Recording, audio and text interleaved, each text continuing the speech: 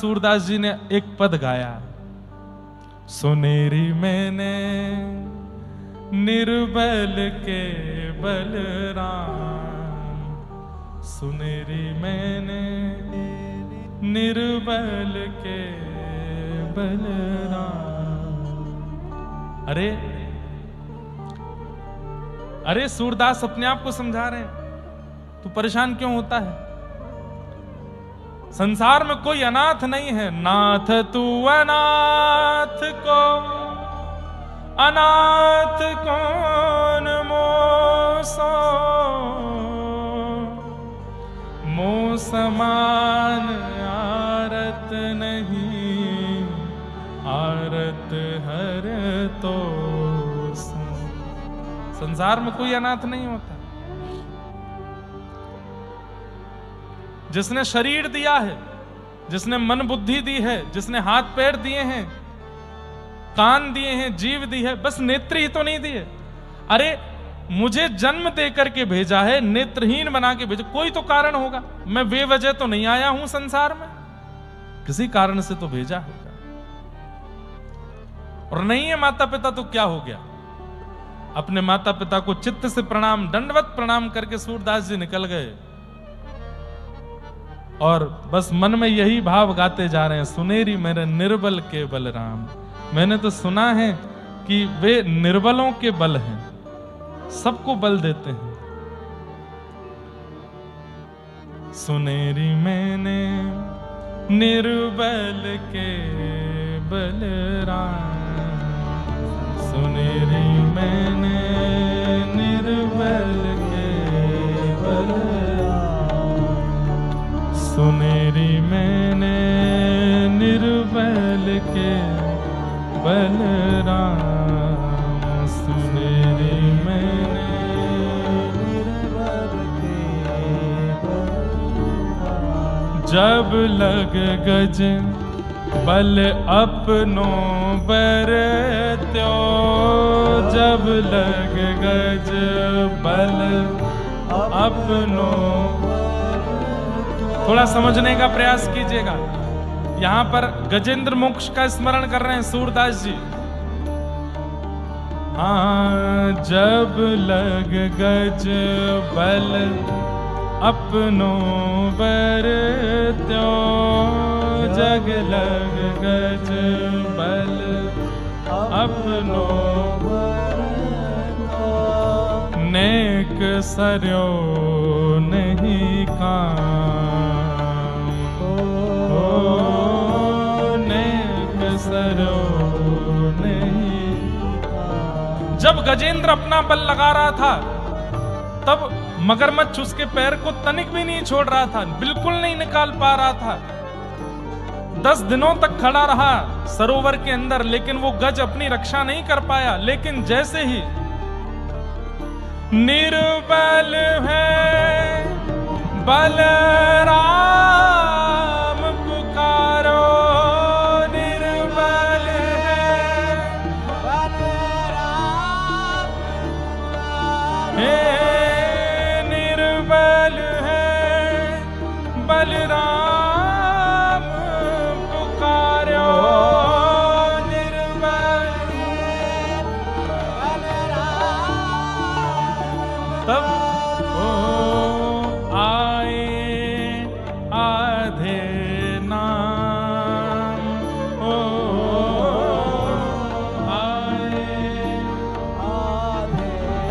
महाराज जी, यहाँ आधे नाम पे 2 बातें कही जाती हैं। हमारे रसिक जन कहते हैं आए आधे नाम, मतलब एक बात तो कही जाती है कि जब गजेंद्र ने स्तुति गाई, किसी भी भगवान का नाम नहीं बोला। सब देवता आकाश में खड़े हैं, रक्षा करने के लिए तैयार हैं, लेकिन जा कोई नहीं रहा है। क्यों? किसी का नाम नहीं बोला। तब ठाकुर जी ने गरुण जी को बुलाया और गरुण पर बैठ करके गजेंद्र की रक्षा करने के लिए जाने लगे तो लक्ष्मी ने पूछा कहां जा रहे हैं? तो हमारे यहां कहते हैं हा कहे वैकुंठ में। कहते थे कि हाथी की रक्षा करने जा रहा हूं, तो हा कहे वैकुंठ में। और था बोलते बोलते तो पहुंच गए ठाकुर जी उसके पास। आए आधे नाम, हाथी मतलब हाथ ही बोलने में एक क्षण लगता, इतने हाँ बोले वैकुंठ में, था बोलते बोलते तो पहुंच गए उसके पास। आए आधे नाम। और इसमें दूसरा अर्थ बताया जाता है, नारायण खिलगुरो भगवन नमस्ते। गजेंद्र मोक्ष में अंत में गजेंद्र कहता, हे नारायण अखिल गुरु ब्रह्मांड नायक मेरी रक्षा करो। तो कहते हैं कि जैसे ही गजेंद्र ने कहा ना, वो नारायण पूरा नहीं बोल पाया है, रायण बोलना चाहता था, तब ना बोलते बोलते तो ठाकुर जी आ गए उसके पास। वही बात सोच करके श्री सूरदास जी मन में बड़े प्रसन्न हो रहे हैं। निर्बल है बलराम पुकारो, निर्बल है बलराम पुकारो, तब आए आधे नाम हो,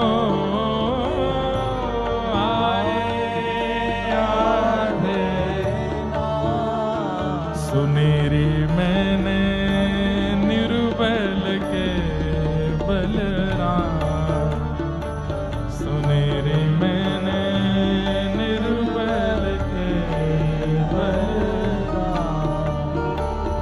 तीसरी बात कह रहे हैं, द्रुपद सुता निर्बल भईता दिन, द्रुपद सुता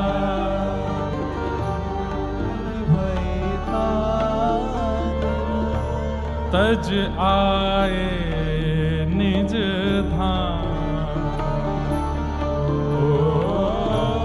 तज आए निज धाम। हे दुशासन की भुजा थकित भई, दुशासन की हे दुशासन की भुजा थकित भई, दुशासन की भुजा थकित भई, तब बसन रूप भय श्याम,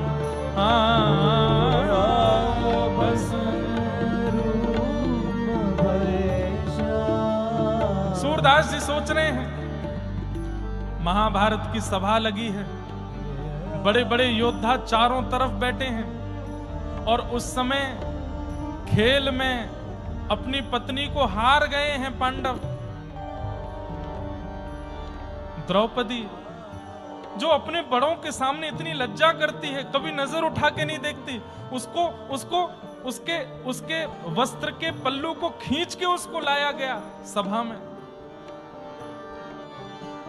द्रौपदी उस समय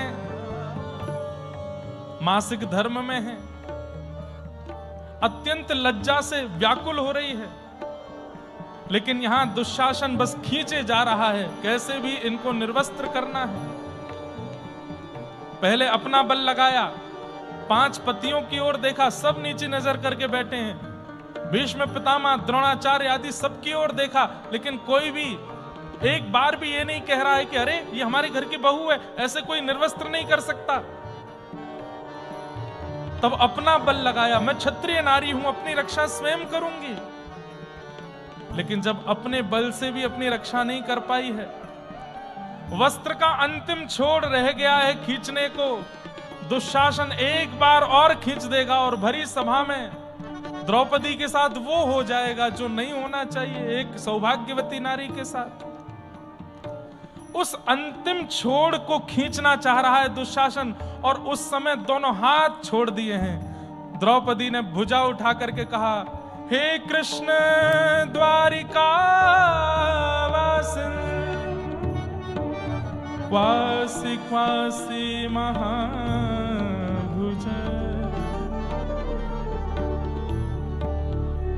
हे कृष्ण कहां हुआ? ये कौरव आपकी बहन को निर्वस्त्र कर रहे हैं, आपको नहीं दिख रहा? कौरवम प्रतिभूतम वा किम न पश्यसि केशव। क्या आपको दिखाई नहीं दे रहा है कि मेरे यहां वस्त्र हरण हो रहे हैं? अरे कल को कोई कहेगा कि भरी सभा में कौन निर्वस्त्र हुआ, द्रुपद सुता कहेंगे तो बुरा नहीं लगेगा। द्रुपद की बेटी निर्वस्त्र हुई, बुरा नहीं लगेगा। पांडवों की पत्नी निर्वस्त्र हुई, सुनने में बुरा नहीं लगेगा। लेकिन गलती से अगर किसी ने कह दिया कि कृष्ण की बहन निर्वस्त्र हुई, लाखों करोड़ों भक्तों का विश्वास उठ जाएगा नाथ आपके ऊपर से।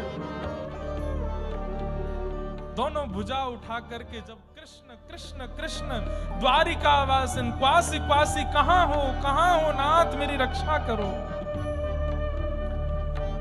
उसी समय बैठे हैं द्वारिकाधीश अपनी द्वारिकापुरी में और ये सब क्रिया चल रही है इंद्रप्रस्थ में। एक क्षण के लिए ठाकुर जी स्तब्ध हो गए और उसी समय अंतर ध्यान होकर के पहुंच गए हैं। और उस भरी सभा में जैसे ही जाकर के देखा, बस अंतिम छोड़ खींच ही रहा है, निर्वस्त्र होने वाली है द्रुपद सुता। उसी समय वस्त्र रूप धारण करके ठाकुर जी प्रकट हो गए। खींचत खींचत खींचत दो भुज हारे, खींचते खींचते दुशासन की दोनों भुजाएं हार गईं। वशन रूप भय साम, वस्त्र बन करके आ गए। द्रुपद सुता को वहां पर निर्लज्जता का अनुभव नहीं करने दिया श्याम सुंदर ने। कितने कृपालु हैं, कितने दयालु हैं। आज सूरदास जी कह रहे हैं मेरे माता पिता ने मुझे छोड़ दिया। द्रुपद सुता निर्बल भयता दिन, द्रुपद सुता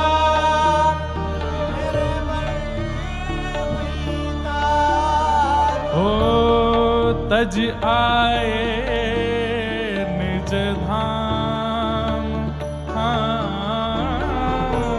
तज आए निज धाम। सुमेरी मैंने निर्बल के बलराम, सुमेरी मैंने निर्बल के बलराम, सुनेरी मैंने निर्बल के बलराम, सुनेरी मैंने निर्बल के। और अंतिम पंक्ति में सूरदास जी कहते हैं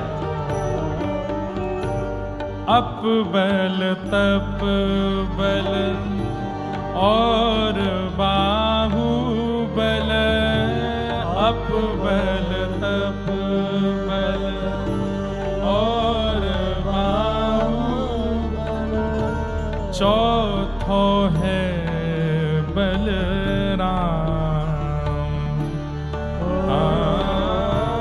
चौथो है बल। हे सूर किशोर कृपा से सब बल, सूर किशोर कृपा से सब बल, सूर किशोर कृपा से सब बल, सूर किशोर कृपा से सब बल। हारे को हरि नाम, हारे को हरि नाम, सुनेरी मैंने निर्बल के बलराम, सुनेरी मैंने निर्बल के निर्बल के बलराम।